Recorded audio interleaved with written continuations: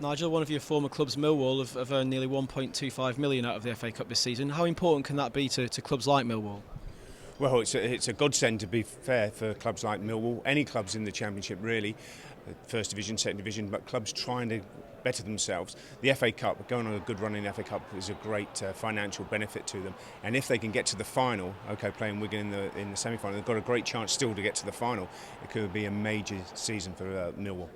Of course, there's the prize money and there's also TV money, which it all adds up, and it's something that the FA puts back into football, which ultimately filters down. Well, that's what the FA Cup's all about, has been the tradition for the money to filter right down to the grassroots of football, really. And we see so many clubs that have been in financial difficulties over the years. That it's great that these clubs have a little run in the FA Cup. They get the money from the FA, they get the TV rights, but also for the players and the staff and the management, they get a bit of publicity about it. And also, if they do well, the players, then they get picked up by bigger clubs. So really, it's not just the money side of it; it's the publicity side of it as well. Of course, Millwall got to the final in 2004, and I mean, how do you rate their chances of doing it again this year?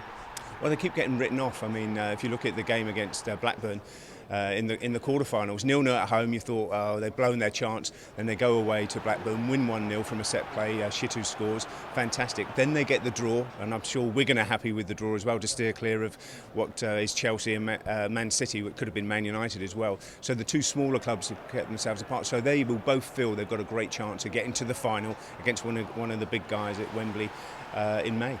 Another of your former clubs, Chelsea, they've done really well in the FA Cup over the last 5 or 6 years. Yeah. Man City on Sunday, it's a big game there.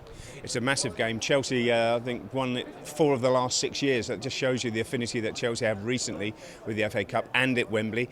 If you remember back, they won the last FA Cup at the old Wembley and won the first FA Cup at the new Wembley against Man United 1-0. So great affinity there.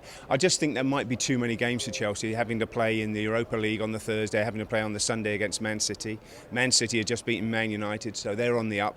So really, you have to say everything favours Man City to beat Chelsea, but you can't write Chelsea off in the FA Cup, and all the senior players will want to do well, the likes of Frank Lampard, the likes of John Terry, Ashley Cole if he's fit, but also Torres, he's hitting a little bit of form now.